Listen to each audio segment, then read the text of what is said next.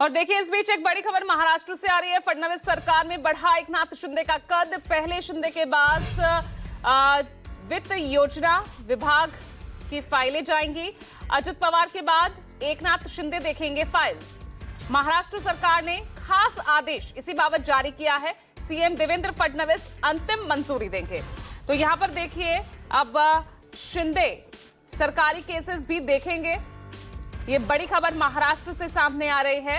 विनोद जगदाले मेरे साथ मेरे सहयोगी मुंबई से जुड़ गए हैं। किस तरह से देखा जाए विनोद इस फैसले को? क्या जो नाराजगी जो लगातार शिंदे की दिख रही थी अलग अलग प्लेटफॉर्म्स पर, उसी का एक असर? देखिए कहीं ना कहीं एकनाथ शिंदे को लेकर जो नाराजगी थी, एकनाथ शिंदे खुद नाराज थे। वो नाराजगी को कम करने का इसे प्रयास मान सकते हैं और उनके कद को कहीं बढ़ाने की कोशिश यहाँ पर मान सकते हैं। तो दूसरी तरफ अजित पवार पर नजर या निगरानी रखना जरूरी है, ऐसा भी इससे ये सूचित होता है। आपको पता ही होगा जब महाविकास आघाड़ी की सरकार थी, उद्धव ठाकरे जब महाराष्ट्र के मुख्यमंत्री थे, तब ज्यादा से ज्यादा शिवसेना के विधायकों की एक ही मांग होती थी कि सबसे ज्यादा जो निधि है, जो पैसा है, जो फंड है, वो सबसे ज्यादा एनसीपी को मिलता है। शिवसेना के हाथ में कुछ नहीं है। तो इसी बात को लेकर जो टूट हुई थी ना शिवसेना में, तो उसे वो कारण बताया गया था। अब देखिए अब क्या होगा। वित्त और नियोजन विभाग की जो भी फाइल आएगी वो सीधा सीएम के पास नहीं जाएगी, बीच में एकनाथ शिंदे जो उप मुख्यमंत्री है उनके पास आएगी। उनकी मंजूरी के बाद ही वो सीएम के पास वहां पर जाएंगी।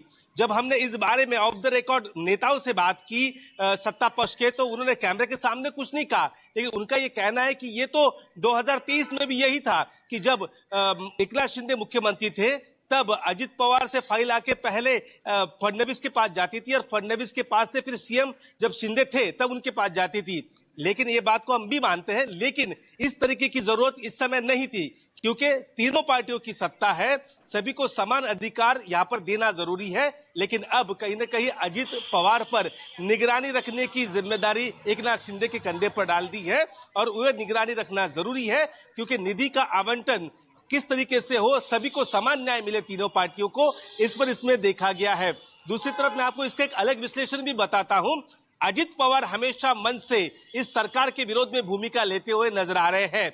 वो अपना एक बात हमेशा कहते हैं कि धर्म और जाति और प्रांत के नाम पर यहाँ पर कुछ विवाद नहीं चाहिए।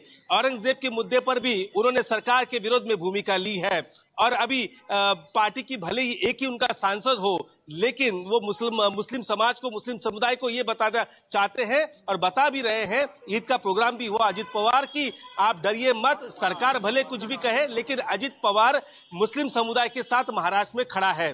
तो ये भी सीएम को सब कुछ दिख रहा है और इसी का नतीजा हम कह सकते हैं कि अब अजित पवार के पास जो भी फाइल आएगी वो फाइल एकनाथ शिंदे के पास जाएगी और उसके बाद सीधे सीएम के पास वो फाइल मंजूरी के लिए जाएगी। ये कम से कम कह सकते हैं कि सरकार में एक अब ये नया रूल यहाँ पर लाया है। सुजाता सौनिक जो राज्य के मुख्य सचिव है, उन्हें 18 मार्च को ये सरकारी आदेश जारी कर दिया है और उसी आदेश के हवाले अब ऐसा ही कामकाज होना चाहिए, ये सभी विभागों में वहां पर बताया गया है। आपको मैं बता दूं, इस सरकार में कोल्ड वॉर तो हमेशा जारी है। भले ही नेता कैमरे के सामने कहते हैं कि मेरे अच्छे मित्र हैं, मेरे अच्छे दोस्त हैं। महाराष्ट्र में अब तक 2 जिलों के पालक मंत्री, गार्डियन मिनिस्टर, इनके अभी नियुक्ति वहां पर नहीं हुई है। रायगढ़ की सीट खाली है और दूसरी तरफ नासिक का भी गार्डियन मिनिस्टर, जहां पर कुंभ का आयोजन 2027 में होने वाला है, वहां पर भी फिलहाल कोई गार्डियन मंत्री नहीं है। हर छोटी मोटी चीज को लेकर आपने विधानसभा अधिवेशन में भी देखा होगा, यूडी के मामले पर एकनाथ शिंदे को घेरने की कोशिश किसने की? तो भारतीय जनता पार्टी के विधायकों ने।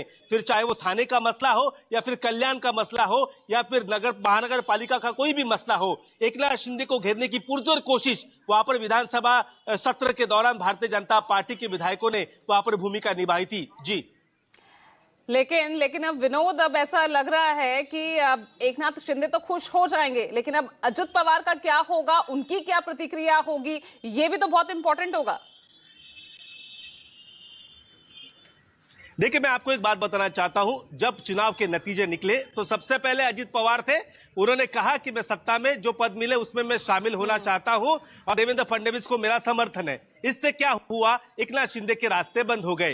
देखिए अब 7वीं बार वो उप मुख्यमंत्री बने हैं अजित पवार खुद भी वहां पर वो कह रहे हैं कि मेरे जैसा रिकॉर्ड अब कोई नहीं बना सकता। अजित पवार को पता है कि सत्ता में बने रहने का फायदा क्या होता है, सत्ता में रहने से जो भी उन पर आरोप लगे हैं कहीं ना कहीं वो आरोप से बचने का मौका भी वहां पर मिलता है, भले वो आरोप क्यों ना हो। इसलिए अजित पवार जो स्थिति है, जो परिस्थिति है, उसमें वो वहां पर फिट बैठने के लिए तैयार है।